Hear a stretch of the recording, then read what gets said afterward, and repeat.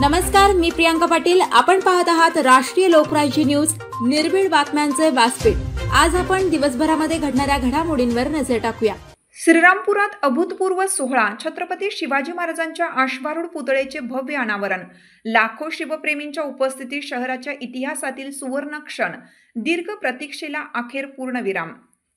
श्रीरामपूर शहराच्या इतिहासात सुवर्ण अक्षरांनी लिहिला जाईल असा अभूतपूर्व क्षण रविवारी साकारला.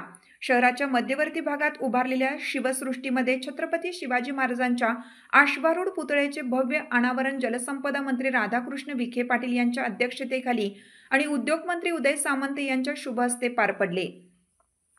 खासदार डॉक्टर सुजय विखे पाटील यांच्या प्रमुख उपस्थितीत झालेल्या या सोहळ्यास शहर व परिसरातील लाखो शिवभक्तांनी गर्दी केली होती. जय जय शिवरायांच्या गजरात संपूर्ण परिसर दुमदुमून गेला होता. गेल्या 3 ते 3.5 दशकापासून श्रीरामपूर शहरात छत्रपती शिवाजी महाराजांचा अश्वारूढ पुतळा उभारावा ही शहरवासियांची तसेच शिवप्रेमींची दीर्घकाळाची मागणी अखेर पूर्णत्वास आली आहे. या मागणीच्या पूर्ततेसाठी अनेक संघटना, सामाजिक कार्यकर्ते व राजकीय नेते यांच्यातील चर्चेची आणि संघर्षाची मालिका दशकानुदशके सुरू होती. जागेच्या वादावरून हा विषय अनेक वेळा अडकला होता, मात्र अखेर योग्य नियोजन, निधी व प्रयत्नांच्या माध्यमातून तो साकार झाला.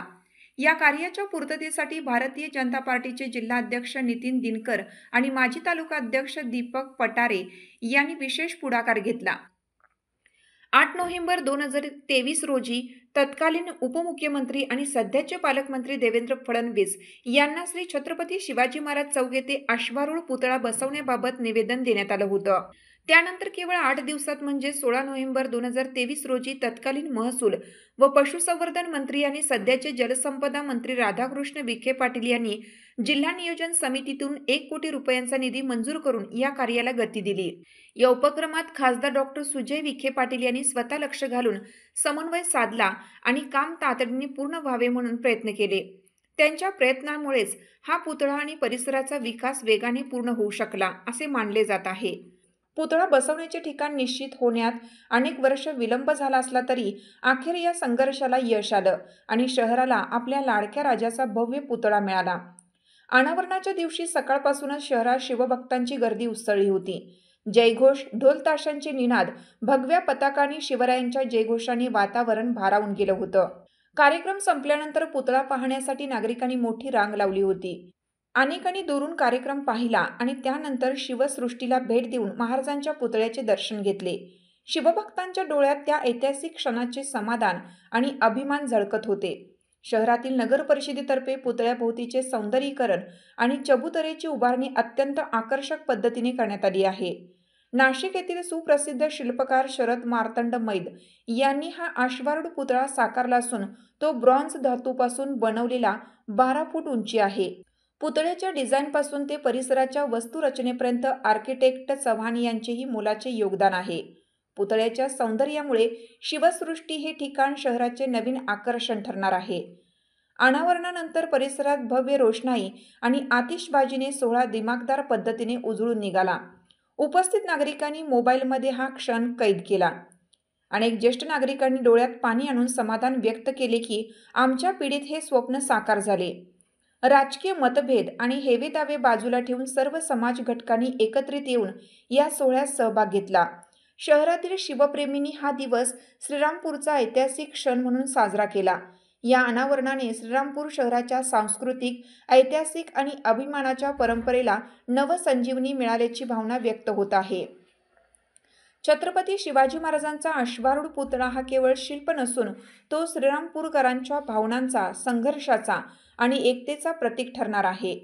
या प्रसंगी माननीय खासदार सदाशिव लोखंडे, माननीय आमदार भानुदास मुरकुटे, माननीय आमदार भाऊसाहेब कांबळे, नेवासाचे आमदार विठ्ठल लंघे, भाजपा उत्तरनगर जिल्हाध्यक्ष नितीन दिनकर, दिलीप भालसिंग, माजी सभापती दीपक पटारे, शेतकरी संघटनेचे अजित काळे, शिवसेनेचे तालुकाध्यक्ष प्रदीप वाघ, माननीय नगरसेवक अशोक कानडे, भाजपा तालुकाध्यक्ष बाबासाहेब चिडे, शशांक रासकर, गिरीधर आसने, केतन खोरे, नागेशभाई सावंत, मारुती बिंगले, गणेश छल्लारे, तिलक डुंगरवाल, अर्जुन दाभाडे, बिट्टू कक्कड, रवी पाटील, शिवसेनेचे नेते संजय छल्लारे, RPIचे जिल्हा युवा अध्यक्ष सुरेंद्र थोरात आदी मान्यवर मोठ्या संख्येने उपस्थित होते. श्रीरामपूर प्रतिनिधी भारत वैरागर. नमस्कार, मी प्रियांका पाटील. आपण पाहत आहात राष्ट्रीय लोकराज्य न्यूज, निर्भीड बातम्यांचे व्यासपीठ. आज आपण दिवसभरामध्ये घडणाऱ्या घडामोडींवर नजर टाकूया. चला पाहुणं, आपल्याला जायचंय. पण कुठे जायचंय? टाकळी ढोकेश्वरच्या हॉटेल वैष्णवी मध्ये जायचंय. म्हणतात तिथे खूप छान जेवण मिळतं. चला तर मग जाऊया. पारनेर तालुक्यातील टाकळी ढोकेश्वर येथील सुप्रसिद्ध हॉटेल म्हणजे वैष्णवी हॉटेल. या हॉटेलची चवच लई न्यारी. पाहुणं, एकदा या. हॉटेलची चवच लई न्यारी. अस्सल मांसाहारी प्रेमींच्या जिभेचे चोचले आता पूर्ण होणार. ते फक्त हॉटेल वैष्णवी मध्ये. या ठिकाणी सर्व प्रकारच्या पार्टीच्या ऑर्डर स्वीकारल्या जातील. प्रोप्रायटर संतोष रंगनाथ ठाणगे.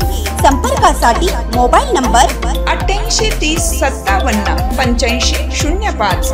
या हॉटेलचा पत्ता नगर कल्याण हायवे, पारनेर चौक, टाकळी ढोकेश्वर, तालुका पारनेर, जिल्हा अहमदनगर.